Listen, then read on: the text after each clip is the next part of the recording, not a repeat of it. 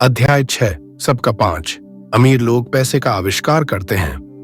पिछली रात मैंने लिखना बंद किया और अलेक्जेंडर ग्राहम बेल के जीवन पर आधारित एक टीवी कार्यक्रम देखा। बेल ने टेलीफोन का पेटेंट करवाया था और उनकी नई खोज की बहुत मांग थी। चूंकि उन्हें एक बड़ी कंपनी की जरूरत थी, इसलिए वे उस समय की नामी कंपनी वेस्टर्न यूनियन के पास गए और उनसे कहा कि वे उनके पेटेंट और उनकी छोटी सी कंपनी को खरीद लें। वे पूरे पैकेज के $1 लाख चाहते थे। वेस्टर्न यूनियन के अध्यक्ष ने यह सुनते ही त्योरियां चढ़ा ली और प्रस्ताव को यह कहकर ठुकरा दिया कि मांगी जाने वाली कीमत बहुत ज्यादा है। बाकी इतिहास है। खरबों डॉलर के उद्योग का जन्म हुआ और एडिटी का जन्म हुआ। अलेक्जेंडर ग्राहम बेल की कहानी खत्म होने के बाद शाम के समाचार आ रहे थे। समाचारों में एक स्थानीय कंपनी के स्टाफ में कटौती के बारे में एक खबर थी। कर्मचारी नाराज थे और शिकायत कर रहे थे कि कंपनी के मालिक ज्यादती कर रहे हैं। फैक्ट्री के सामने एक 45 साल का नौकरी से निकाला गया मैनेजर अपनी पत्नी और 2 बच्चों के साथ खड़ा था और सुरक्षा गाहों से अंदर जाने की इजाजत मांग रहा था ताकि वह मालिकों से यह विनती कर सके कि उसे नौकरी से न निकाला जाए। उसने हाल ही में एक मकान खरीदा था और उसे डर था कि उसे मकान बेचना पड़ेगा। कैमरा उसके अनुनय विनय पर नजरें गड़ाए था और पूरी दुनिया इसे देख रही थी। यह कहने की जरूरत नहीं है कि इसने मेरा ध्यान खींच लिया। मैं 1984 से व्यावसायिक रूप से पढ़ा रहा हूं। यह एक बहुत अच्छा अनुभव और पुरस्कार रहा है। यह एक विचलित करने वाला काम भी है क्योंकि मैंने हजारों बच्चों को पढ़ाया है और मैंने सभी में एक बात देखी है जिसमें मैं भी शामिल हूं। हम में बहुत ज्यादा संभावनाएं होती हैं और हमें प्रकृति ने बहुत से उपहार दिए होते हैं, परंतु जो चीज हम सभी को पीछे धकेलती है वह है खुद के बारे में शंका। तकनीकी जानकारी की कमी के कारण हम पीछे नहीं रहते, बल्कि आत्मविश्वास की कमी के कारण पीछे रहते हैं। कई लोगों पर इसका असर ज्यादा होता है। एक बार हम स्कूल छोड़ देते हैं तो हम सभी जानते हैं कि कॉलेज डिग्री के होने या अच्छे नंबर आने का कोई खास महत्व नहीं होता। शैक्षणिक माहौल के बाहर असली जिंदगी में अच्छे नंबरों से ज्यादा महत्वपूर्ण चीज की जरूरत होती है। इसे गट्स, बहादुरी, चालाकी, साहस, निरंतरता, प्रतिभा, जोखिम लेने की क्षमता इत्यादि के नाम से पुकारा जाता है। यह तत्व, चाहे इसे किसी भी नाम से पुकारा जाए, कुल मिलाकर हमारे भविष्य पर स्कूल के नंबरों से ज्यादा असर डालता है। हम सभी के भीतर एक बहादुर, प्रतिभाशाली और जोखिम लेने वाला चरित्र मौजूद होता है, परंतु हम सभी के भीतर चरित्र का एक दूसरा पहलू भी होता है जो अपने घुटने टेककर जरूरत पड़ने पर भीख भी मांग सकता है। मरीन कॉर्प्स अलेक्जेंडर के पायलट के रूप में वियतनाम में 1 साल रहने के बाद मुझे अपने भीतर छुपे इन दोनों चरित्रों के बारे में अंतरंग जानकारी मिली। दोनों में से किसी को भी बुरा नहीं कहा जा सकता, परंतु एक अध्यापक के रूप में मैंने यह जाना कि आदमी की प्रतिभा के सबसे बड़े दुश्मन हैं बहुत ज्यादा डर और खुद की क्षमताओं के बारे में शंका। यह देखकर मुझे दुख होता था कि कई विद्यार्थी जवाब जानते थे, परंतु उनमें जवाब देने की हिम्मत नहीं थी। असली जिंदगी में स्मार्ट लोग आगे नहीं बढ़ पाते हैं, बहादुर लोग आगे बढ़ जाते हैं। मेरे अपने अनुभव में आपके फाइनेंशियल जीनियस के लिए तकनीकी ज्ञान भी जरूरी है और साहस भी। अगर आपको बहुत ज्यादा डर लगता है तो आपकी प्रतिभा का दमन होता है। मेरी कक्षाओं में मैं विद्यार्थियों को बहुत प्रेरित करता हूं कि वे खतरे लेना सीखें, बहादुर बने और अपनी प्रतिभा के द्वारा अपने डर को ताकत और चतुराई में बदल लें। कुछ लोगों के लिए यह सिद्धांत काम करता है, जबकि कड्डियों को यह डरावना लगता है। मैंने यह भी जाना है कि ज्यादातर लोग पैसे के बारे में बहुत सुरक्षित खेल खेलना पसंद करते हैं। मैंने ऐसे सवाल भी सुने हैं, जोखिम क्यों लिए जाएं? अपने फाइनेंशियल आय क्यों को विकसित करने का झंझट क्यों उठाया जाए? मैं पैसे की समझ क्यों विकसित करूं? और मैं जवाब देता हूं केवल इसलिए ताकि आपके पास ज्यादा विकल्प हों। हमारे आगे बहुत बड़े परिवर्तन खड़े हुए हैं। जिस तरह मैंने इस अध्याय के शुरू में युवा आविष्कारक अलेक्जेंडर ग्राहम बेल की कहानी बताई थी, आगे आने वाले सालों में उनकी तरह के कई और लोग होंगे। बिल गेट्स की तरह के सैकड़ों लोग होंगे और दुनिया भर में हर साल माइक्रोसॉफ्ट जैसी बहुत सी अत्यधिक सफल कंपनियां बनेंगी। और दिवालियापन, कंपनी बंद होने, स्टाफ निकालने की बहुत सी घटनाएं भी होंगी। तो आपको फाइनेंशियल आय क्यों विकसित करने के झंझट में क्यों पड़ना चाहिए? इसका जवाब कोई और नहीं दे सकता, आप खुद दे सकते हैं। परंतु मैं आपको बता सकता हूं कि मैं ऐसा क्यों करता हूं। मैं इसलिए ऐसा करता हूं क्योंकि आज का युग सबसे ज्यादा रोमांचकारी युग है। मैं चाहता हूं कि मैं परिवर्तन से डरने के बजाय उसका स्वागत कर सकूं। मैं चाहता हूं कि मैं लाखों करोड़ों बनाने के बारे में रोमांचित रहूं, न कि सिर्फ अपनी तनख्वाह बढ़ने के बारे में। आज का युग सर्वाधिक रोमांचकारी समय है जो दुनिया के इतिहास में अभूतपूर्व है। कई पीढ़ियों के बाद लोग इस युग को याद करते हुए यह कहेंगे कि यह कितना ज्यादा रोमांचकारी रहा होगा। इसे पुराने की मौत और नए के जन्म का युग कहा जाएगा। इस युग में बहुत उथल पुथल थी और रोमांच भी था। तो अपने फाइनेंशियल आय क्यू को विकसित करने का झंझट क्यों उठाया जाए? क्योंकि अगर आप ऐसा करते हैं तो आप ज्यादा अमीर हो जाएंगे, और अगर आप ऐसा नहीं करते हैं तो आगे आने वाला समय आपके लिए डरावना होगा। उस समय आप बहादुरी से आगे बढ़ने वाले लोगों को सफल होते देखेंगे और पुराने सिद्धांतों से जकड़े रहने वाले लोगों को असफल होते देखेंगे। 300 साल पहले जमीन ही संपत्ति थी, इसीलिए जिस आदमी के पास जमीन थी उसके पास संपत्ति थी। फिर फैक्ट्रियों आई, उत्पादन शुरू हुआ और अमेरिका ने अपना दबदबा बना लिया। उद्योगपति के पास संपत्ति आ गई। आज सूचना का युग है, इसलिए जिस आदमी के पास जितनी ज्यादा और जल्दी सूचना आ जाती है वह अमीर हो जाता है। समस्या यह है कि सूचना दुनिया भर में प्रकाश की गति से उड़ रही है। इस नई संपत्ति की सीमाओं और दायरों में नहीं बांधा जा सकता जिस तरह जमीन या फैक्ट्रियों को बांधा जा सकता था। परिवर्तन ज्यादा तेज और नाटकीय होंगे। नए करोड़पतियों की संख्या में नाटकीय बढ़ोतरी होगी। ऐसे भी लोग होंगे जो पीछे छूट जाएंगे। आज मैं इतने सारे लोगों को संघर्ष करते देखता हूं और प्रायः ज्यादा कड़ी मेहनत करते देखता हूं, और ऐसा सिर्फ इसलिए होता है क्योंकि वे पुराने विचारों को कसकर पकड़े रहते हैं। वे चाहते हैं कि चीजें उनके हिसाब से हो। वे परिवर्तन का विरोध करते हैं।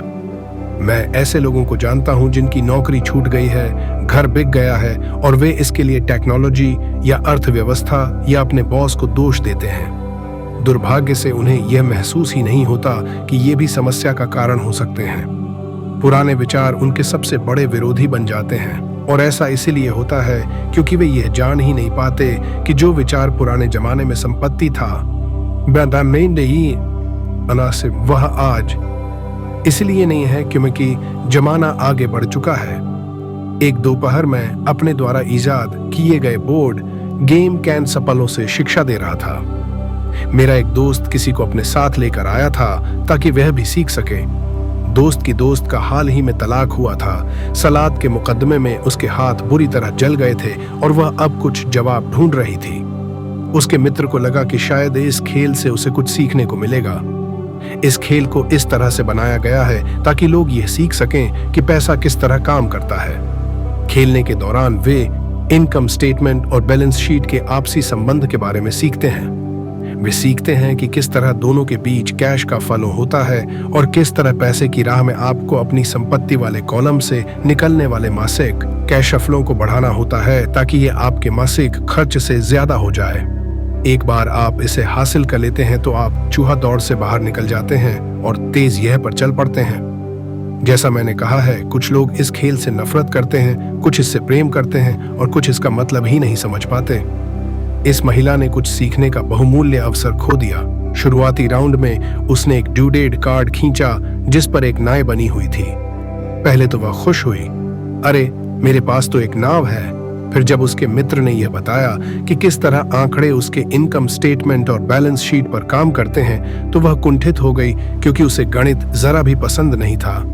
बाली के खिलाड़ियों ने शांतिपूर्वक इंतजार किया जब उसका दोस्त income statement, balance sheet and मासिक कैश फ्लो के बारे में उसे समझाता रहा। अचानक जब उसने ये जान लिया कि आंकड़े किस तरह काम करते हैं तो उसे यह जानकर झटका लगा कि उसकी नाव उसे जिंदा खा रही है। बाद में वो ये वह डाउनसाइज हो गई और उसे एक बच्चा भी हो गया। यह उसके लिए एक भयानक खेल साबित हुआ। कक्षा के बाद उसका दोस्त आया और उसने मुझे बताया कि वह बहुत विचलित है। वह कक्षा में निवेश के बारे में सीखने के लिए आई थी और उसे यह बहुत मूर्खतापूर्ण लगा था कि इतने बेकार खेल को खेलने में इतना ज्यादा समय बर्बाद किया जाए। उसके मित्र ने उसे यह समझाने की कोशिश की कि यह अपने भीतर इबैंक कर देखे कि क्या यह खेल उसके किसी अंदरूनी पहलू को उजागर कर रहा था। इस सुझाव पर उशगुम आता था। उस महिला ने अपना पैसा वापस मांग लिया। उसने कहा कि यह विचार मूर्खतापूर्ण है कि कोई खेल किसी के अंदरूनी पहलू को उजागर करता है। उसका पैसा तत्काल वापस कर दिया गया और वह वापस चली गई। 1984 से मैं करोड़ों कमा रहा हूं और सिर्फ इसलिए कमा रहा हूं क्योंकि स्कूल सिस्टम ये नहीं सिखाता जो मैं सिखा रहा हूं। स्कूल में ज्यादातर शिक्षक भाषण देते हैं। अपने छात्र जीवन में मुझे भाषणों से विडंश थी। मुझे बहुत जल्दी बोरियत हो जाती थी और मेरा दिमाग इधर उधर भटकने लगता था। 1984 में मैंने खेल खेल में शिक्षा देना शुरू किया। मैंने वयस्क विद्यार्थियों को प्रोत्साहित किया कि वे इन खेलों को ज्ञान बढ़ाने के इस पहलू से देखें कि वे क्या जानते हैं और उन्हें क्या सीखना चाहिए। सबसे महत्वपूर्ण बात यह है कि इस खेल से आदमी के व्यवहार पर भी प्रकाश पड़ता है। यह एक तात्कालिक फीडबैक सिस्टम भी है। टीचर लेक्चर दे इससे इसके बजाय खेल एक व्यक्तिगत लेक्चर बन जाता है जो आपके लिए ही बनाया गया है। उस महिला के मित्र ने बाद में मुझे पूरी बात बताने के लिए फोन किया। उसने कहा कि उसकी मित्र अब शांत है। शांत होने के बाद उसने खेल और अपने जीवन के बीच में कुछ आपसी संबंध भी महसूस किए हैं। हालांकि उसके और उसके पति के पास नाव नहीं थी, परंतु उनके पारा बाकी सब चीजें थीं। वह अपने तलाक के बाद बहुत नाराज थी। उसका पति एक कम उम्र की महिला के साथ भाग गया था और 20 साल के वैवाहिक जीवन के बाद उनके पास दौलत के नाम पर बहुत कम सामान था। उनके बीच बांटने के लिए लगभग कुछ भी नहीं था। 20 साल की उनकी शादीशुदा जिंदगी में मजा बहुत आया था, परंतु उन्होंने केवल डूडैड ही इकट्ठे किए थे। उसने यह महसूस किया कि औकड़ों पर उसका गुस्सा इनकम स्टेटमेंट और बैलेंस शीट पर इसलिए था क्योंकि वह उन्हें समझ नहीं पा रही थी। उसका यह मानना था कि पैसे घेले का हिसाब किताब रखना पुरुष का काम है। वह घर संभालती थी और उसका पति पैसों को संभालता था। उसे अब यह पक्का भरोसा हो चुका था कि उनकी शादी के आखिरी 5 सालों में उसके पति ने उससे पैसे छुपाए थे। यह इस बात पर खुद से नाराज थी कि उसे यह पता ही नहीं चला था कि पैसा कहाँ गया है, और यह भी पता नहीं चला था कि उसका किसी दूसरी औरत के साथ संबंध बन चुका है। बोर्ड गेम की ही तरह दुनिया भी तत्काल फीडबैक देती है। अगर हम ज्यादा ध्यान दें तो हम ज्यादा सीख सकते हैं। कुछ समय पहले की बात है, मैंने अपनी पत्नी से कहा कि धोबी ने मेरे पेंट को सिकोड़ दिया है। मेरी पत्नी श्री में से मुस्कुराई और उसने मेरे पेट में उंगली गढ़ाते हुए मुझे बताया कि पेंट नहीं सिकुड़ा है, बल्कि कोई और चीज फैल गई है। मैं कैशफनो नामक यह खेल हर खिलाड़ी को व्यक्तिगत फीडबैक देने के हिसाब से तैयार किया गया है। इसका लक्ष्य आपको विकल्प प्रदान करना है। अगर आप नाव वाला कार्ड निकालते हैं और यह आपको कर्ज में डाल देता है तो सवाल ये उठता है, अब आप क्या कर सकते हैं? आपके पास कितने फाइनेंशियल विकल्प मौजूद है? यही खेल का लक्ष्य है, खिलाड़ियों को सोचना सिखाना ताकि वे नए और बहुत से फाइनेंशियल विकल्प बना सकें। मैंने 1000 से ज्यादा लोगों को ये खेल खेलते देखा है। वे लोग जो इस खेल की चूहा दौड़ से सबसे जल्दी निकल जाते हैं, उन्हें अंकों की समझ होती है और उनके पास रचनात्मक फाइनेंशियल दिमाग होता है। वे बहुत से फाइनेंशियल विकल्पों को देख सकते हैं। जिन लोगों को सबसे ज्यादा समय लगता है वे ऐसे लोग होते हैं जिन्हें अंकों की समझ नहीं होती और जिन्हें प्राय निवेश की ताकत का एहसास नहीं होता। अमीर लोग प्रायः रचनात्मक होते हैं और सोच समझकर खतरे उठाते हैं। कैश फ्लो खेलने वाले कई ऐसे भी लोग होते हैं जो इस खेल में बहुत सा पैसा तो कमा लेते हैं, परंतु उन्हें यह नहीं पता होता कि वे इस पैसे का क्या करें। उनमें से ज्यादातर असली जिंदगी में भी आर्थिक रूप से सफल नहीं होते। हर कोई उनसे आगे निकल जाता है इस तथ्य के बावजूद कि उनके पास पैसा होता है, और यही असली जिंदगी में भी होता है। ऐसे बहुत से लोग हैं जिनके पास बहुत सा पैसा होता है और फिर भी वे आर्थिक रूप से आगे नहीं बढ़ पाते। अपने विकल्पों को सीमित कर लेना पुराने विचारों से चिपके रहने की ही तरह है। हाई स्कूल के समय का मेरा एक दोस्त अभी 3 नौकरियां कर रहा है। 20 साल पहले वह मेरे सभी सहपाठियों में सबसे अमीर हुआ करता था। जब स्थानीय शुगर प्लांट बंद हुआ तो वह जिस कंपनी के लिए काम करता था वह भी बंद हो गई। उसके दिमाग में केवल एक विकल्प था और वह पुराना विकल्प था। कड़ी मेहनत करो। समस्या यह थी कि उसे कोई बराबरी की नौकरी नहीं मिल पाई जो पुरानी कंपनी में उसकी वरिष्ठता को माने। इसका परिणाम ये हुआ कि वह अब भी जो काम कर रहा है वे उसकी योग्यता के बहुत नीचे के काम है और इसलिए उसकी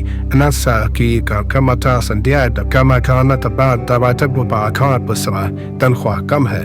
उसे जिंदा रहने के लिए जितना पैसा चाहिए उतना कमाने के लिए उसे 3 नौकरियां करनी पड़ रही हैं। मैंने कैशफ्लो खेलने वाले लोगों को यह शिकायत करते सुना है कि सही मौका देने वाले कार्ड उनके पास नहीं आ रहे हैं, इसलिए जहां के तहां बैठे रहते हैं। मैं ऐसे लोगों को जानता हूं जो असली जिंदगी में भी ऐसा ही करते हैं। वे बैठकर सही मौके के आने का इंतजार करते हैं।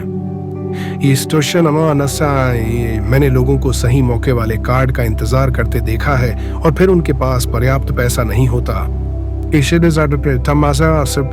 फिर वे यह शिकायत करते हैं कि अगर उनके पास ज्यादा पैसा होता तो वे चूहा दौड़ से बाहर निकल सकते थे, इसीलिए वे वहीं बैठे रहते हैं। मैं असली जिंदगी में भी ऐसे लोगों को जानता हूं जो यही करते हैं। ये महान अवसर देखते हैं परंतु उनके पास पैसा नहीं होता और मैं देखता हूं कि लोग एक महान अवसर वाले कार्ड को खींचते हैं, उसे जोर से पढ़ते हैं और उन्हें यह पता ही नहीं होता कि यह एक महान अवसर है। उनके पास पैसा भी होता है, समय भी सही होता है, कार्ड भी होता है, परंतु वे अवसर को नहीं देख पाते। वे यह देखने में असफल हो जाते हैं कि चूहा दौड़ से बच निकलने के लिए यह किस तरह उनकी फाइनेंशियल योजना में फिट होता है। और मेरी राय में इस तरह के लोग दूसरे सभी तरह के लोगों से ज्यादा संख्या में होते हैं। ज्यादातर लोगों को जिंदगी में एक बार मिलने वाला सुनहरा अवसर उनके सामने पड़ा हुआ मिलता है, परंतु वे उसे नहीं देख पाते। 1 साल बाद उन्हें इसका पता चलता है जब बाकी सभी लोग अमीर बन जाते हैं। फाइनेंशियल बुद्धि का मतलब है ज्यादा विकल्प होना। अगर अवसर आपके सामने नहीं आ रहे हैं तो आप अपनी आर्थिक स्थिति सुधारने के लिए क्या कर सकते हैं? अगर कोई अवसर आपकी गोद में आ रहा है और आपके पास पैसा नहीं है और बैंक वाले आपको उधार नहीं दे रहे हैं तो आप उस अवसर से कैसे लाभ उठा सकते हैं? अगर आपका अनुमान गलत है और अगर आप जिसकी उम्मीद करते हैं वह नहीं होता है तो आप किस तरह एक नींबू को लाखों में बदल सकते हैं? यही फाइनेंशियल बुद्धि है। क्या होता है इससे हमारा ज्यादा सरोकार नहीं है, बल्कि आप एक नींबू को लाखों में बदलने के लिए कितने अलग अलग तरह के आर्थिक समाधान खोज सकते हैं। इसका मतलब है कि आप अपनी पैसे की समस्याओं को सुलझाने में कितने रचनात्मक हैं। ज्यादातर लोग केवल एक समाधान जानते हैं, कड़ी मेहनत करो, बचत करो और उधार लो। तो आपको अपनी फाइनेंशियल बुद्धि क्यों बढ़ानी चाहिए? क्यों आप उस गएजल होन चाहते हैं जो अबली किस्म खुद बनाता हो? आप जो होता है होन दीते है और उसे देखते हुए दी की खुद होती है। बात जुलब शिक्षवाते हाल की किस्म भी हम ही बताते हैं जिस तरह की पैसा बनाया जाता है। अगर आप ज्यादा किस्मत वाले होना चाहते हैं और ज्यादा पैसा बनाना चाहते हैं तो कड़ी मेहनत करने के अलावा आपकी फाइनेंशियल बुद्धि महत्वपूर्ण है। अगर आप उस तरह के आदमी हैं जो सही चीज होने का इंतजार करता है तो शायद आपको बहुत लंबे समय तक इंतजार करना पड़ेगा। यह तो उसी तरह की बात हो गई कि आप गैरेज से गाड़ी निकालने के पहले यह सुनिश्चित करना चाहें कि अगले 5 मील तक की सभी स्ट्रीट लाइट्स हरी हों। जब हम छोटे थे तो अमीर डैडी माइक और मुझे लगातार यह बताते थे, पैसा असली नहीं है। अमीर खैडी हमें बार बार यह याद दिलाया करते थे कि जब हम हमने प्लास्टर ऑफ पेरिस से सिक्के ढाले थे तो हम पैसे के रहस्य के सबसे करीब आ गए थे, क्योंकि हम पैसा बना रहे थे। गरीब और मध्य वर्ग पैसे के लिए काम करते हैं। उनका कहना था, अमीर लोग पैसे बनाते हैं, आप धन को जितना असली समझेंगे आप उसके लिए उतनी ही ज्यादा मेहनत से काम करेंगे। अगर आप इस विचार को मन में उतार लें कि पैसा असली चीज नहीं है तो आप ज्यादा तेजी से अमीर बन सकते हैं। अगर पैसा असली चीज नहीं है तो फिर यह क्या है? माइक और मैं उनसे यह सवाल पूछते थे। पैसा वह है जिसके बारे में हम सहमत हो जाएं। अमीर डैडी इतना ही जवाब देते थे। हमारे पास जो इकलौती सबसे शक्तिशाली पूंजी है वह है हमारा दिमाग। अगर इसे अच्छी तरह प्रशिक्षित कर दिया जाए तो यह एक पल में ढेर सारी दौलत बना सकता है। इतनी दौलत जो 300 साल पहले के राजाओं और रानियों ने सपने में भी नहीं देखी होगी। एक अप्रशिक्षित व्यक्ति बहुत ज्यादा गरीबी भी बना सकता है। अगर पैसा असली चीज नहीं है तो फिर यह क्या है? माइक और मैं उनसे ये सवाल पूछते थे। पैसा वह है जिसके बारे में हम सहमत हो जाएं। अमीर डैडी इतना ही जवाब देते थे। हमारे पास जो इकलौती सबसे शक्तिशाली पूंजी है वह है हमारा दिमाग। अगर इसे अच्छी तरह प्रशिक्षित कर दिया जाए तो यह एक पल में ढेर सारी दौलत बना सकता है। इतनी दौलत जो 300 साल पहले के राजाओं और रानियों ने सपने में भी नहीं देखी होगी। एक अप्रशिक्षित व्यक्ति बहुत ज्यादा गरीबी भी बना सकता है, की अतः जो पीढ़ी दर पीढ़ी चलने के कारण कई पीढ़ियों तक बनी रह सकती है। सूचना के इस युग में पैसा मिनटों में बन जाता है। कुछ लोग तो जीरो से शुरू करके अविश्वसनीय रूप से अमीर हो जाते हैं और इसके लिए वे केवल कुछ विचारों और अनुबंधों का सहारा लेते हैं। आपको यह बात वे लोग आसानी से बता सकते हैं जो स्टॉक मार्केट में ट्रेडिंग करते हैं या दूसरे निवेश करते हैं, क्योंकि वहां ऐसा अक्सर होता रहता है।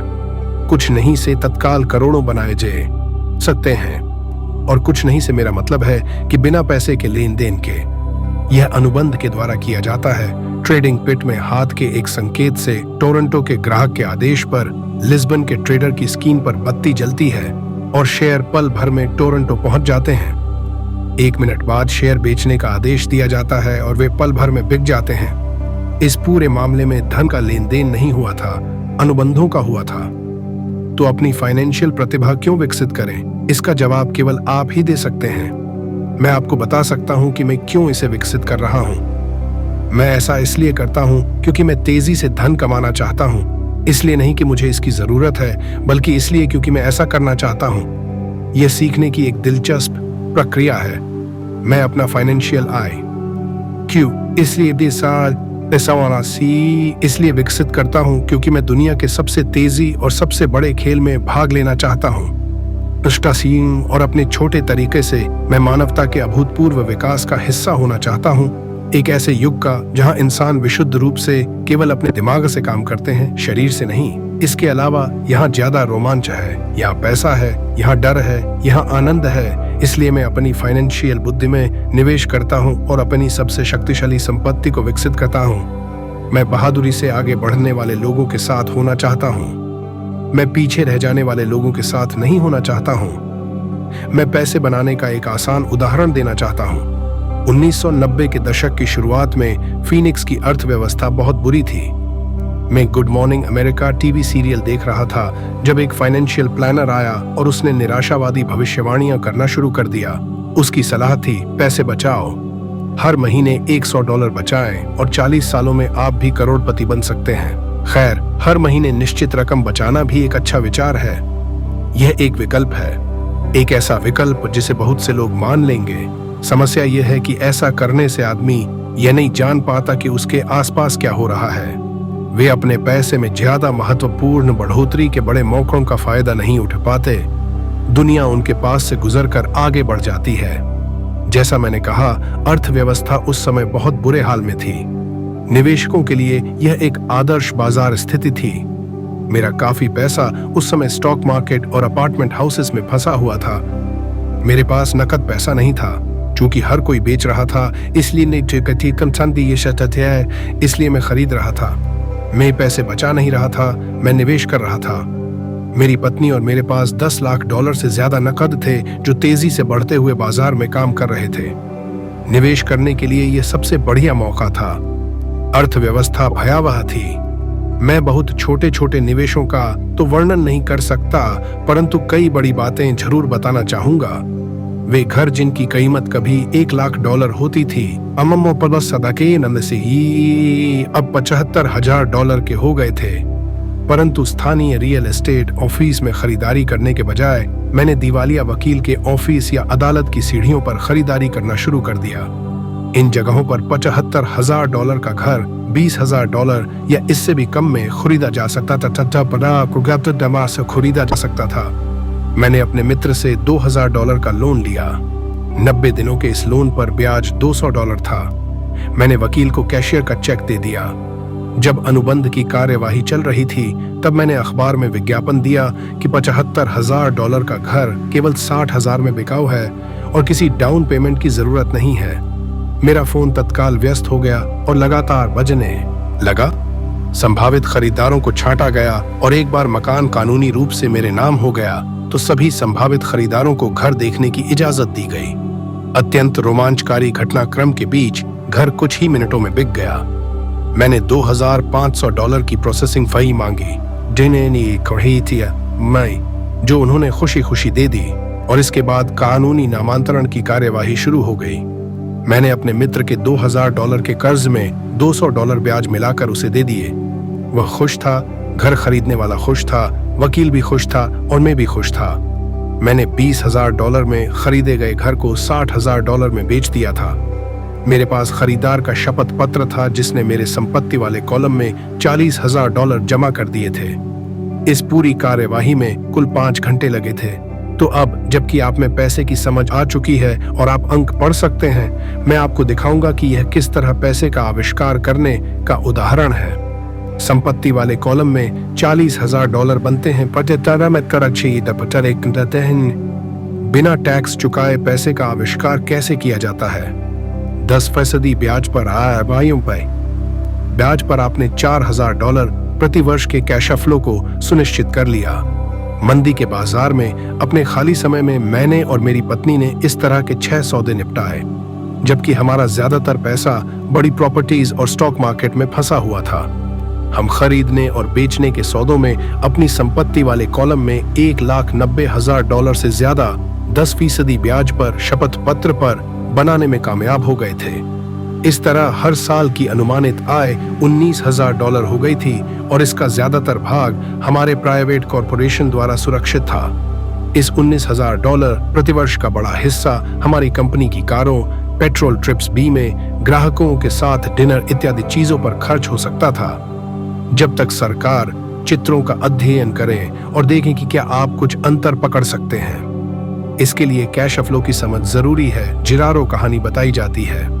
ज्यादातर लोग अंक देखते हैं और कहानी को अनदेखा कर देते हैं। अगर आप सचमुच कैश फ्लो की ताकत को समझना शुरू कर देते हैं तो आपको जल्द ही यह पता चल जाएगा कि अगले पृष्ठ पर दिए गए चित्र में कहां गड़बड़ी है और 10% लोग क्यों जिंदगी भर कड़ी मेहनत करते हैं और इसके बाद उन्हें सोशल सिक्योरिटी जैसी सरकारी मदद की जरूरत क्यों होती है।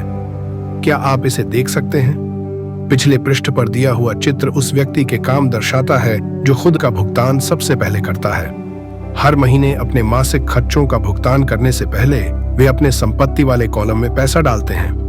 हालांकि करोड़ों लोगों ने क्लासेन की पुस्तक पढ़ी है और खुद को सबसे पहले भुगतान करें का सिद्धांत समझा है, परंतु हकीकत में वे खुद को सबसे आखिर में भुगतान करते हैं।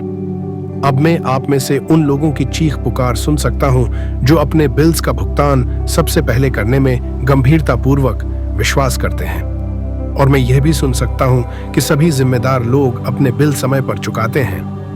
मैं यह नहीं कहता कि आप गैर जिम्मेदार हो जाएं या अपने बिल का भुगतान न करें। मैं सिर्फ यह कहता हूं कि आप वही करें जो यह पुस्तक आपको सिखाती है, यानी खुद को सबसे पहले पैसा दें। और पिछले पृष्ठ पर दिया गया चित्र इसी सिद्धांत का सही लेखांकन चित्र है, जबकि बाद में आने वाला चित्र पूरी तरह से गलत है। ऐसा व्यक्ति जो हर एक को पहले चुकाता है, आखिर में व्यय, टैक्स, किराया, उसके पास अक्सर भोजन कुछ नहीं बचता। मेरी पत्नी और मेरे पास कई बुककीपर्स, अकाउंटेंट्स और बैंकर हैं जिन्हें शुरू में हमारे इस खुद को सबसे पहले पैसा दें सिद्धांत से बहुत समस्या होती थी। इसका कारण यह है कि यह फाइनेंशियल प्रोफेशनल भी दरअसल वही करते हैं जो कि जनता करती है, यानी खुद को सबसे आखिर में पैसा देते हैं। वे बाकी लोगों को सबसे पहले पैसा देते हैं। मेरे जीवन में ऐसे महीने भी आए हैं जब किन्हीं कारणों से मेरा कैश फ्लो मेरे बिल से काफी कम रहा है। फिर भी मैंने खुद देखा और कुछ ज्यादा होती है। मुझसे लोग पूछते हैं कि क्या होगा अगर कोई व्यक्ति पैसे नहीं चुकाए। ऐसा होता है और यह एक अच्छी खबर है। 1994 से 1997 तक फीनिक्स रियल एस्टेट बाजार देश में सबसे ज्यादा गर्म बाजार साबित हुआ है। उस $60,000 के घर को दोबारा $70,000 में बेचा जा सकता है और एक बार फिर से $2,500 प्रोसेसिंग फीस के रूप में वसूल किए जा सकते हैं। नए खरीदार के लिए भी यह मुफ्त का सौदा होगा और यह प्रक्रिया चलती रह सकती है। जब मैंने पहली बार घर बेचा था तो मैंने केवल $2,000 खर्च किए थे। तकनीकी दृष्टि से इस सौदे में मेरा एक भी पैसा खर्च नहीं हुआ था। निवेश पर मेरी वसूली अनंत थी। यह एक उदाहरण है कि पैसा पास में नहीं होने पर भी बहुत सा पैसा किस तरह कमाया जा सकता है।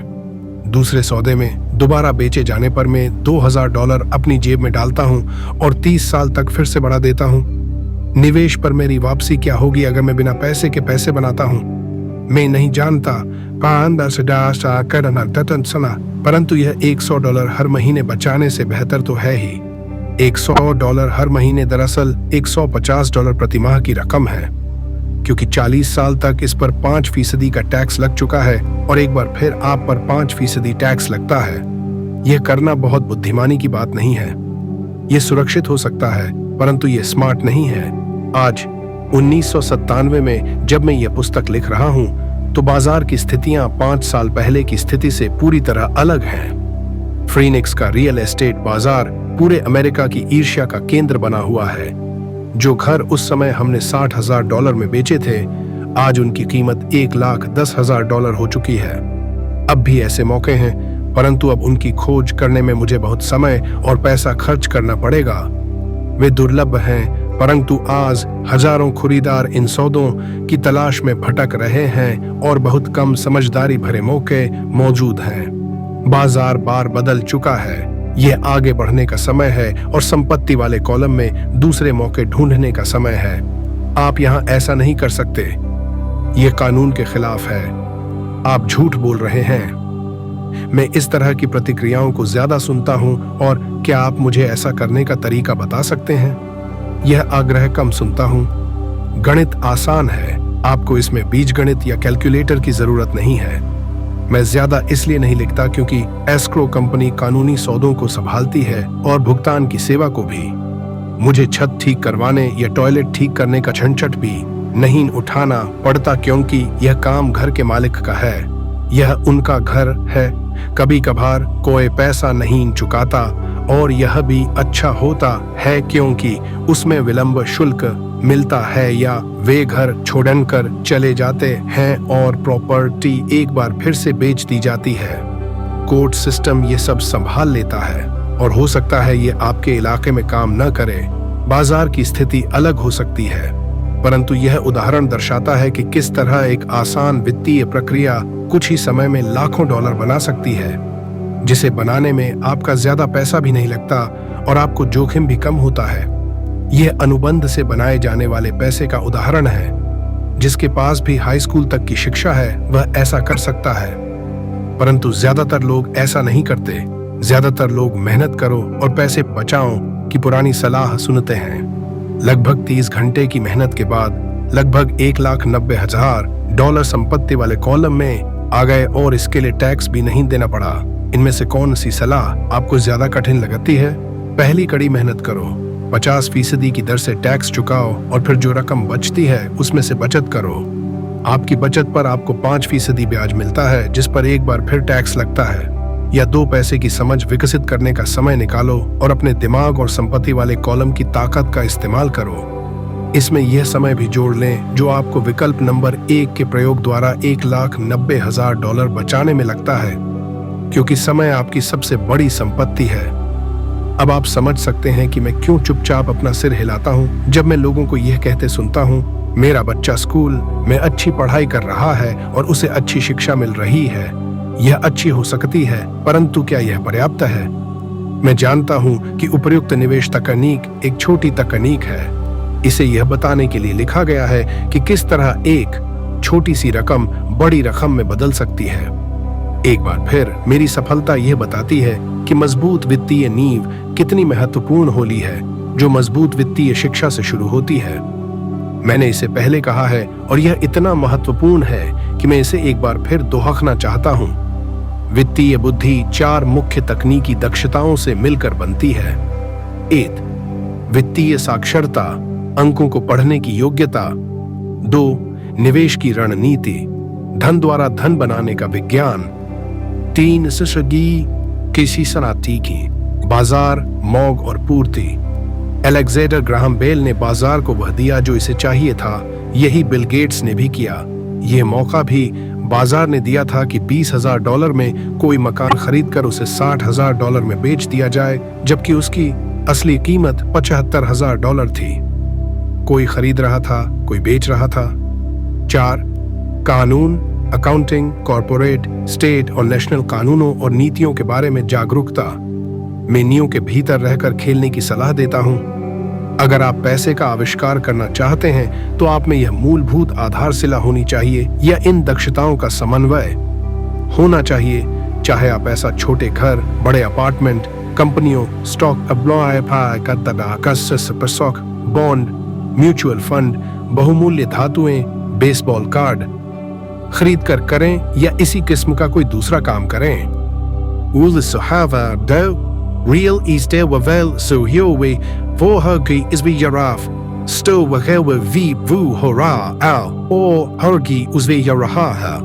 Aurida gi a vavsva abrevaron por koli ho रही थी।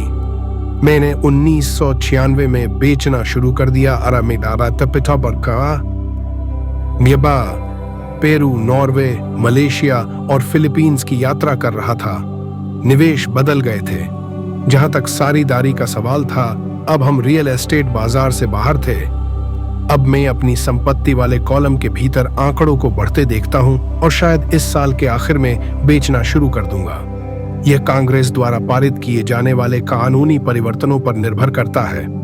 मैं आशा करता हूं कि 6 छोटे घरों के सौदों को बेच दूंगा और $40,000 के नोट को धन में बदल लूंगा। मुझे अपने अकाउंटेंट को बुलाकर उसे कहना पड़ेगा, मैं सिर्फ आपको इतनी सी बात बताना चाहता हूं कि निवेश आते जाते रहते हैं, मार्केट घटता बढ़ता रहता है। तो इस सदा से अर्थव्यवस्थाएं कि वह इतनी रकम के लिए तैयार हो जाए और इसे टैक्स से बचाने के लिए तरीके खोजे। सुधरती बिगड़ती रहती हैं। दुनिया आपको हर दिन जिंदगी के अनूठे अवसर देती रहती है, आपकी जिंदगी के हर दिन, परंतु प्रायः हम उन्हें देख नहीं पाते हैं, लेकिन वे वहां होते हैं। और दुनिया जितनी ज्यादा बदलती है और टेक्नोलॉजी जितनी ज्यादा बदलती है, आपके और आपके परिवार के लिए स्थायी आर्थिक सुरक्षा के लिए उतने ही ज्यादा मौके होते हैं। तो अपनी फाइनेंशियल बुद्धि को विकसित करने का झंझट क्यों उठाया जाए? एक बार फिर मैं यही कहूंगा कि आप ही इसका जवाब दे सकते हैं। मैं जानता हूं कि मैं क्यों इसे सीखता और विकसित करता हूं। मैं ऐसा इसलिए करता हूं क्योंकि मुझे पता है कि परिवर्तन हो रहे हैं और होने वाले हैं। मैं परिवर्तनों का स्वागत करना चाहता हूं और अतीत से चिपके नहीं रहना चाहता हूं। मैं जानता हूं कि मार्केट में ज्वार आएगा और मार्केट में भाटा भी आएगा। मैं लगातार अपनी फाइनेंशियल बुद्धि को विकसित करना चाहता हूं क्योंकि मार्केट में हर परिवर्तन पर कुछ लोग अपनी नौकरियों के लिए अपने घुटने टेक कर भीख मांगेंगे। इसी समय कई दूसरे लोग जिंदगी द्वारा दिए गए नींबुओं को लेकर उन्हें करोड़ों में बदल लेंगे। और हमें यह नहीं भूलना चाहिए कि हमें कभी कभार जिंदगी नींबू दे देती है। यही फाइनेंशियल बुद्धि है। मुझसे अक्सर पूछा जाता है कि मैंने नींबुओं को किस तरह करोड़ों में बदला है। व्यक्तिगत रूप से मैं व्यक्तिगत निवेशों के कई और उदाहरण देने में झिझकता हूं। मैं इसलिए झिझकता हूं क्योंकि मुझे डर है कि मुझे बड़बोला या अपनी शेखी बखारने वाला कहा जाएगा। यह मेरा इरादा नहीं है। मैं सिर्फ इसलिए उदाहरण देता हूं ताकि उसके अंकों और समयावधि से सच्ची और आसान घटनाओं को बताया जा सके। मैं उदाहरण इसलिए देता हूं ताकि आपको यह बता सकूं कि यह आसान है। यह ज्यादा आसान है अगर आप फाइनेंशियल बुद्धि के 4 स्तंभों के जानकार हैं। व्यक्तिगत रूप से मैं फाइनेंशियल वृद्धि के लिए 2 मुख्य साधनों का इस्तेमाल करता हूं, रियल एस्टेट और छोटे स्टॉक्स। मैं रियल एस्टेट को अपनी नींव की तरह इस्तेमाल करता हूं। हर दिन मेरी प्रॉपर्टीज कैश अम्ल प्रदान करती हैं और उनका मूल्य बढ़ता जाता है। छोटी पूंजी के स्टॉक्स को तेज बढ़ोतरी के लिए इस्तेमाल किया जाता है। मैं अपने द्वारा की गई हर चीज की अनुशंसा नहीं करता। उदाहरण केवल उदाहरण ही है। अगर अवसर बहुत जटिल है और मैं निवेश को नहीं समझ पाता हूं तो मैं निवेश नहीं करता हूं। पैसे के बारे में निर्णय लेने में हमें केवल साधारण गणित और कॉमन सेंस की जरूरत होती है। उदाहरणों का प्रयोग निम्न 5 कारणों से किया जाता है। 1. लोगों को ज्यादा सीखने के लिए प्रेरित करने के लिए। 2. लोगों को यह बताने के लिए कि अगर नींव मजबूत है तो पैसे का महल बनाना आसान है। 3. यह बताने के लिए कि कोई भी ढेर सारा पैसा बना सकता है। 4. यह दिखाने के लिए कि आपके लक्ष्यों को हासिल करने के करोड़ों तरीके हैं। 5. यह बताने के लिए कि यह कोई रॉकेट विज्ञान नहीं है। 1989 में मैं ओरेगोन के पोर्टलैंड में एक खूबसूरत जगह पर जॉगिंग किया करता था। यह एक उपनगर था जहां छोटे छोटे पर बने हुए थे। वे छोटे और सुंदर थे। हर कहीं मुझे बिकाऊ है के बोर्ड दिखते थे। टिम्बर मार्केट का बुरा हाल था, स्टॉक मार्केट में केश हुआ था और अर्थव्यवस्था में मंदी थी। एक सड़क पर मैंने एक बिकाऊ है का बोर्ड देखा जो वहां काफी लंबे समय से लगा हुआ था। यह पुराना दिख रहा था। एक दिन इसके पास से जॉगिंग करते समय मेरी मुलाकात इसके मालिक से हो गई जो परेशान दिख रहा था। मैंने पूछा, आपने अपने घर की क्या कीमत लगाई है? मालिक घूमा और कमजोर मुस्कुराहट के साथ कहा, आप कीमत लगा लें। यह 1 साल से ज्यादा समय से बिकाऊ है और अब तक कोई इसे देखने तक नहीं आया है। मैं इसे देखता हूं, मैंने कहा, और आधा घंटे बाद मैंने इसे $20,000 में खरीद लिया, जो उसके द्वारा मांगी गई कीमत से कम थी। यह 2 बेडरूम का छोटा सा सुंदर घर था जिसकी खिड़कियों पर जिंजर ब्रेड का ट्रिम था। यह 1930 में बना था और इसका रंग हल्का नीला था। अंदर एक सुंदर चट्टानी अंगीठी थी और छोटे छोटे 2 बेडरूम थे। यह किराए पर देने के लिए एक आदर्श घर था। मैंने मालिक को $45,000 के घर के लिए $5,000 नकद दिए, जिसकी असली कीमत $65,000 होगी, परंतु दिक्कत सिर्फ इतनी थी कि इसे कोई खरीदना नहीं चाहता था। मालिक ने 1 हफ्ते में इसे खाली कर दिया और वह इससे पीछा छुड़ाकर खुश हुआ। मेरा पहला किराएदार वहां आ गया जो एक स्थानीय कॉलेज में प्रोफेसर था। मॉर्टगेज, खर्च और मैनेजमेंट फीस चुकाने के बाद हर महीने के आखिर में मेरी जेब में $40 आते थे, जो बहुत बड़ी रकम नहीं थी। 1 साल बाद ओरेगोन का रियल एस्टेट बाजार मंदी से उबर आया और बढ़ने लगा। कैलिफोर्निया के निवेशकों के पास अपने रियल एस्टेट मार्केट की तेजी का बहुत सा पैसा था और अब वे उत्तर दिशा में आकर ओरेगोन और वॉशिंगटन में खरीदारी कर रहे थे। मैंने उस छोटे घर को कैलिफोर्निया से आए एक युवा दंपत्ति को $95,000 में बेच दिया, जिन्हें यह बहुत सस्ता सौदा लग रहा था। इस सौदे में मुझे लगभग $40,000 का कैपिटल गेन हुआ, जो मैंने 1030 के टैक्स विहीन एक्सचेंज में रख दिए और मैं अपने पैसे को लेकर कोई बड़ी प्रॉपर्टी खरीदने चल दिया। 1 महीने में मुझे बियरटन, ओरेगोन में इंटेल प्लांट के पास एक 12 यूनिट का अपार्टमेंट मिल गया। उसके मालिक जर्मनी में रहते थे और उन्हें इसकी कीमत का अंदाजा ही नहीं था और एक बार फिर वे इससे पीछा छुड़ाना चाहते थे। मैंने $4,50,000 की इमारत के लिए $2,75,000 का प्रस्ताव दिया। वे $3,00,000 पर मान गए। मैंने इसे खरीद लिया और इसे 2 साल तक अपने पास रखा। फिर उसी 1030 एक्सचेंज प्रक्रिया का फायदा उठाते हुए मैंने उस इमारत को $4,95,000 में बेच दिया और एरिजोना फिनिक्स में एक 30 यूनिट का अपार्टमेंट खरीद लिया। तब तक हम फिनिक्स चले गए थे और हमें वैसे भी इसे बेचना था। पहले जो हाल ओरेगोन के बाजार का था, वही मंदी का माहौल फिनिक्स के रियल एस्टेट मार्केट में देखने को मिला। फिनिवस में 30 यूनिट की अपार्टमेंट इमारत की कीमत $8,75,000 थी। थी, जिसमें से $2,75,000 डाउन पेमेंट था। 30 यूनिटों से आने वाला कैश फ्लो $5,000 प्रतिमाह से कुछ ज्यादा था। एरिजोना का बाजार भी बढ़ने लगा और 1996 में एक कोलोरेडो के निवेशक ने हमें उस प्रॉपर्टी के लिए $12,00,000 देने का प्रस्ताव रखा। मेरी पत्नी और मैं बेचने पर विचार कर रहे थे, परंतु हमने यह देखने का इंतजार किया कि क्या कांग्रेस कैपिटल गेन कानूनों में परिवर्तन करेगी। अगर वह परिवर्तन करती है तो प्रॉपर्टी की कीमत 15 से 20% तक बढ़ जाएगी। इसके अलावा हर महीने $5,000 मिलते रहना अच्छा लगता था। इस उदाहरण में मुद्दे की बात यह है कि किस तरह एक छोटी रकम एक बड़ी रकम में बदली जा सकती है। एक बार फिर मैं यह कहना चाहता हूं कि इसके लिए फाइनेंशियल स्टेटमेंट्स, निवेश की रणनीति, बाजार की समझ और कानूनों की जानकारी होना जरूरी है।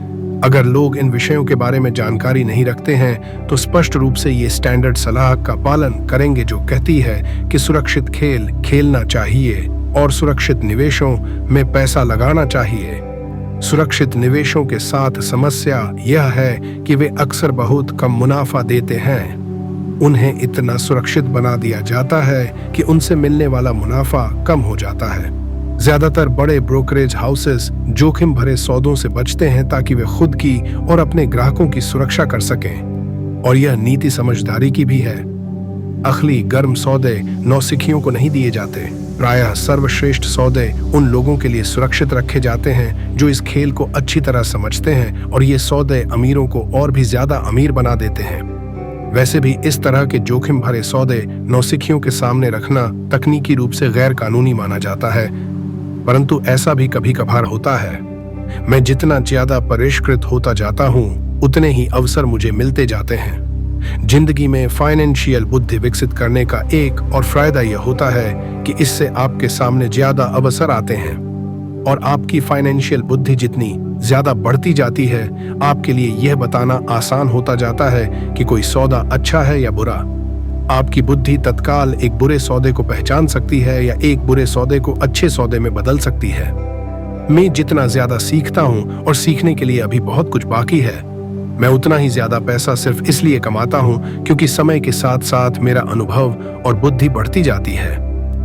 मेरे कुछ दोस्त अब भी सुरक्षित खेल खेल रहे हैं और अपने प्रोफेशन में कड़ी मेहनत कर रहे हैं, परंतु उनकी फाइनेंशियल बुद्धि विकसित नहीं हो पाई है, जिसे विकसित होने में बहुत समय लगता है। मेरी कुल जमा फिलॉसफी है अपने संपत्ति वाले कॉलम में बीज बोना। यह मेरा फॉर्मूला है। मैं छोटे पैमाने पर शुरू करता हूँ और बीज बोता हूँ। कुछ बीज उग जाते हैं और कुछ नहीं उगते। हमारे रियल एस्टेट कॉरपोरेशन में हमारे पास करोड़ों डॉलर की प्रॉपर्टी है। से यह हमारा अपना REIT यानी रियल एस्टेट इन्वेस्टमेंट ट्रस्ट है। अब मैं आपको यह पते की बात बताना चाहता हूं कि इन करोड़ों में से कई प्रॉपर्टीज तो $5,000 से $10,000 के निवेश से शुरू हुई थीं। नकद पैसे से खरीदी गई यह प्रॉपर्टीज खुशकिस्मती से तेजी से बढ़ते बाजार में ज्यादा कीमत हो गई थीं, और टैक्स से मुक्त रहते हुए इन्हें खरीदा और बेचा गया था, और ऐसा कई सालों तक किया गया था। हमारा एक स्टॉक पोर्टफोलियो भी है जिसे मैं और मेरी पत्नी हमारा पर्सनल म्यूचुअल फंड कहते हैं। हमारे कुछ दोस्त हमारे जैसे निवेशकों के साथ ही बिजनेस करते हैं जिनके पास हर महीने निवेश करने के लिए कुछ अतिरिक्त धन होता है। हम ज्यादा जोखिम वाली प्राइवेट कंपनियों के शेयर खरीदते हैं जो अमेरिका या कनाडा में स्टॉक एक्सचेंज पर सार्वजनिक होने जा रही हैं। कितनी तेजी से धन बढ़ता है इसका उदाहरण इस तरह देखें। हमने कंपनी के सार्वजनिक होने से पहले 25 सेंट प्रति शेयर की दर पर 1 लाख शेयर खरीदे। 6 महीने बाद जब कंपनी शेयर बाजार में दर्ज हो गई तो उसके शेयर का भाव $2 प्रति शेयर हो गया। अगर कंपनी का प्रबंधन अच्छा है तो कीमतें बढ़ती रहेंगी और स्टॉक $20 प्रति शेयर या इससे भी ज्यादा होगा। ऐसे भी कई वर्ष रहे हैं जब हमारे $25,000 1 साल से भी कम समय में $10 लाख बन गए हैं। यह जुआ नहीं है अगर आप जानते हैं कि आप क्या कर रहे हैं। यह जुआ है अगर आप सौदे में अपना पैसा फेंक रहे हैं और भगवान से सफल होने की दुआ कर रहे हैं। आपको अपने तकनीकी ज्ञान, बुद्धि और खेल के प्रति प्रेम की जरूरत होगी, तत्रक जोखिम कम से कम रहे। वैसे जोखिम तो होता ही है। यह फाइनेंशियल बुद्धि होती है जिससे आपकी सफलता के अवसर बढ़ जाते हैं।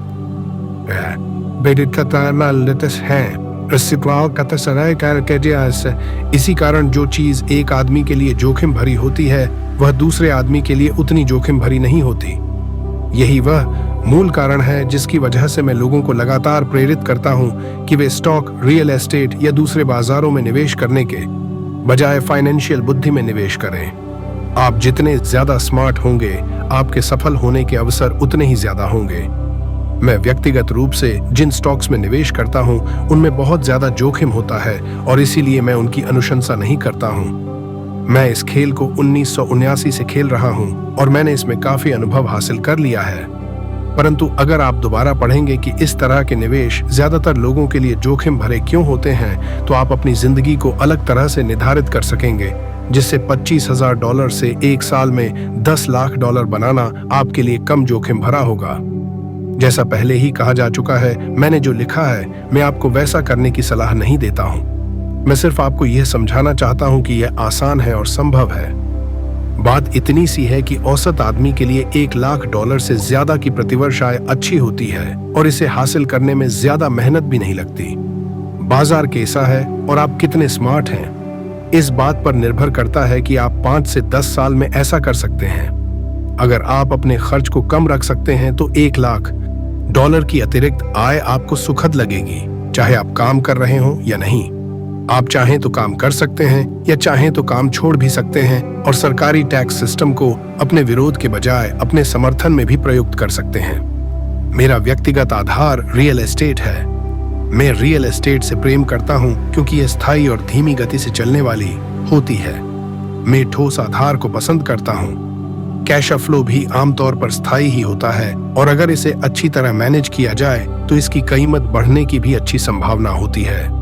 रियल एस्टेट की ठोस आधारशिला होने के कारण मैं जोखिम भरे स्टॉक्स खरीदने का खतरा मोल ले सकता हूं। अगर मुझे स्टॉक मार्केट में खासा मुनाफा होता है तो मैं मुनाफे पर कैपिटल गेन्स टैक्स देता हूं और बची हुई रकम को रियल एस्टेट में लगा देता हूं ताकि मेरी संपत्ति की नींव और ज्यादा मजबूत हो जाए। रियल एस्टेट पर एक और बात, मैं दुनिया भर में घूमा हूं और मैंने हर जगह निवेश करना सिखाया है। हर शहर में मुझे यह सुनने में आया है कि रियल एस्टेट को सस्ते में नहीं खरीदा जा सकता। यह मेरा अनुभव नहीं है। न्यूयॉर्क या टोक्यो में या शहर से थोड़ा सा दूर ऐसे शानदार मौके हैं जिन्हें ज्यादातर लोग नजरअंदाज कर देते हैं। सिंगापुर में जहां अब भी रियल एस्टेट की कीमतें बहुत ज्यादा चल रही हैं, ऐसी बहुत सी प्रॉपर्टीज हैं जो चंद मिनटों की ड्राइविंग की दूरी पर हैं। इसलिए जब भी मैं किसी को ये कहते सुनता हूं आप यहाँ ऐसा नहीं कर सकते तो मैं उन्हें ये याद दिलाता हूं कि शायद आपको यह कहना चाहिए, मैं नहीं जानता कि यहाँ ऐसा कैसे किया जा सकता है। अभी तक महान अवसरों को आपकी आंखें नहीं देख सकती, उन्हें आपके दिमाग से देखा जा सकता है। ज्यादातर लोग सिर्फ इसलिए अमीर नहीं बन पाते क्योंकि उन्हें यह जानने के लिए फाइनेंशियल प्रशिक्षण ही नहीं मिला होता कि वे अपने सामने पड़े हुए अवसरों को देख सकें और उन्हें पहचान सकें। मुझसे अक्सर पूछा जाता है मैं शुरुआत कैसे करूं? पिछले अध्याय में मैंने आर्थिक स्वतंत्रता की राह पर चलने वाले 10 कदमों का उल्लेख किया है, परंतु यह हमेशा याद रखें कि आपको मजा आना चाहिए। यह केवल एक खेल है। कई बार आप जीत जाते हैं और कई बार आपको अनुभव मिलता है, परंतु हमेशा आनंद लें। ज्यादातर लोग कभी नहीं जीत पाते क्योंकि उन्हें हार का डर लगा रहता है। इसीलिए मुझे स्कूल मूर्खतापूर्ण लगता है। स्कूल में हम सीखते हैं कि गलतियां बुरी बात होती हैं और गलतियां करने के लिए हमें सजा भी दी जाती है, परंतु अगर हम इंसानों की सीखने की प्रक्रिया पर नजर डालें तो हम पाएंगे कि इंसान गलतियों करके ही सीखते हैं। हम गिर गिर कर ही चलना सीख पाते हैं। अगर हम कभी नहीं गिरे तो हम कभी चल भी नहीं पाएंगे। यही मोटरसाइकिल चलाने के बारे में भी सही है। मेरे घुटनों पर अब भी चोट के निशान हैं, परंतु आज मैं बिना सोचे मोटरसाइकिल चला सकता हूँ। यही अमीर बनने के बारे में भी सही है। दुर्भाग्य से ज्यादातर लोगों के अमीर न बन पाने का मुख्य कारण यह है कि वे हारने से डरते हैं। जीतने वाले हारने से नहीं डरते हैं, परंतु हारने वाले डरते हैं। सफलता की प्रक्रिया का एक भाग असफलता भी है। जो लोग असफलता से बचते हैं, सफलता उनसे बचती है। मैं पैसे कमाने को टेनिस के खेल की तरह मानता हूँ। मैं मेहनत से खेलता हूँ, गलतियां करता हूँ, गलतियों सुधारता हूँ और ज्यादा गलतियों करता हूँ, सुधारता हूँ और इस तरह से मेरा खेल सुधरता जाता है। कहते से आसान सुधरता जाता है। अगर मैं खेल में हार जाता हूँ तो मैं नेट के पास जाकर अपने विरोधी से हाथ मिलाता हूँ, मुस्कुराता हूँ और कहता हूँ अगले शनिवार को मिलेंगे। निर्देशक 2 तरह के होते हैं। एक, पहले और सबसे आम तरह के निवेशक वे लोग होते हैं जो एक पैकेज में निवेश करते हैं। वे रिटेल आउटलेट में फोन करते हैं, जैसे एक रियल एस्टेट कंपनी या स्टॉक ब्रोकर या फाइनेंशियल प्लानर को, और फिर वे कुछ खरीदते हैं। यह एक म्यूचुअल फंड, RTIT, स्टॉक या बॉन्ड हो सकता है। यह निवेश का एक अच्छा, साफ सुथरा और आसान तरीका है। उसी तरह की खरीदारी हो गई जैसे कोई ग्राहक कंप्यूटर स्टोर में जाकर शेल्फ पर रखे कंप्यूटर को खरीद ले। 2, दूसरी तरह के निवेशक वे होते हैं जो निवेशों को बनाते हैं। इस तरह के निवेशक आमतौर पर सौदों को असेंबल करते हैं, जिस तरह कंप्यूटर इंजीनियर कंप्यूटर के पुर्जों को असेंबल करते हैं। मैं यह तो नहीं जानता कि कंप्यूटर के पुर्जों को किस तरह असेंबल किया जाता है, परंतु मैं यह जानता हूं कि आर्थिक अवसरों के पुर्जों को किस तरह असेंबल किया जा सकता है, या मैं ऐसे लोगों को जानता हूं जो ऐसा कर सकते हैं। दूसरे किस्म का निवेशक ही निवेशक ही प्रोफेशनल निवेशक होता है। कई बार तो पुर्जों को इकट्ठा करने में सालों लग जाते हैं और कई बार वे कभी इकट्ठे नहीं हो पाते। मेरे अमीर डैडी ने मुझे दूसरे किस्म का निवेशक बनने के लिए प्रोत्साहित किया। यह सीखना महत्वपूर्ण है कि पूंजी को किस तरह असेंबल किया जाए, क्योंकि यहीं पर भारी जीत का मौका होता है, और अगर किस्मत आपके साथ न हो तो यहीं पर भारी नुकसान का खतरा होता है। अगर आप दूसरे किस्म के निवेशक बनना चाहते हैं तो आपको मुख्य रूप से 3 मुख्य दक्षताएं विकसित करने की जरूरत है।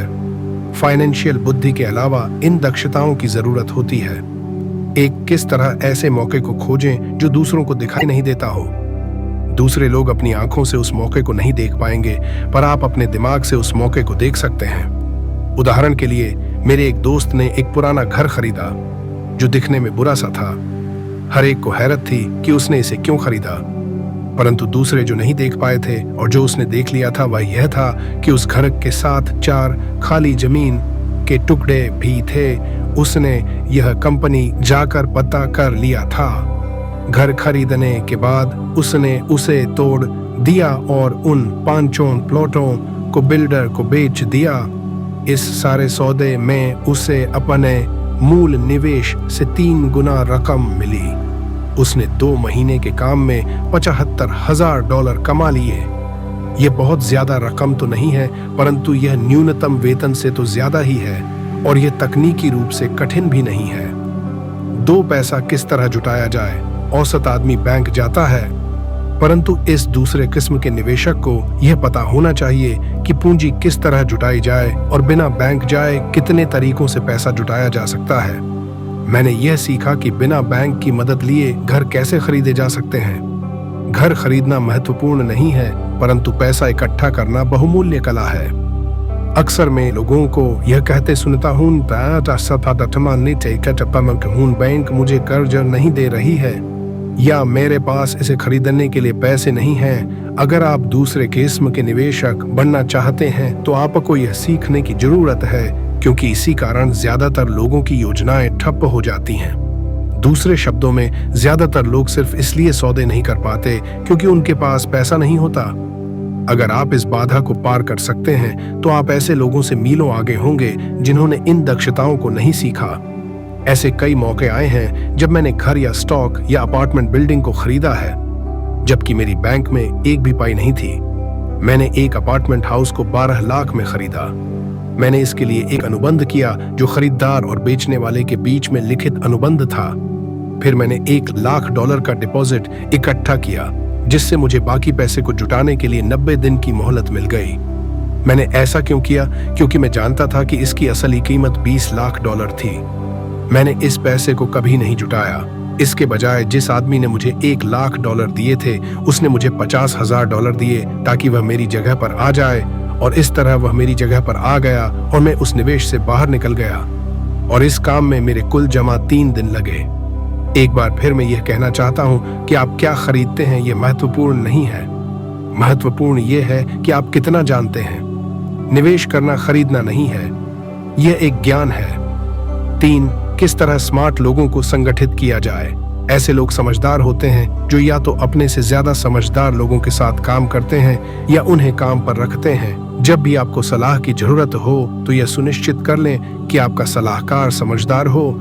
सीखने के लिए बहुत कुछ है, परंतु इसके पुरस्कार भी बहुत कीमती हो सकते हैं। अगर आप इन दक्षताओं को नहीं सीखना चाहते हैं तो आपको पहली किस्म का निवेशक बनने की सलाह दी जाती है।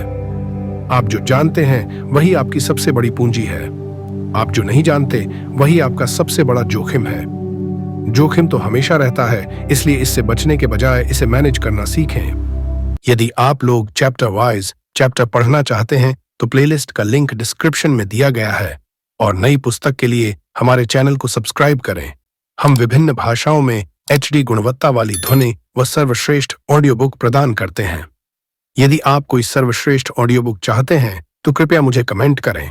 मैं आपको उत्तर देने का प्रयास करूंगा और आपकी पसंद के अनुसार ऑडियो बुक बनाऊंगा। धन्यवाद।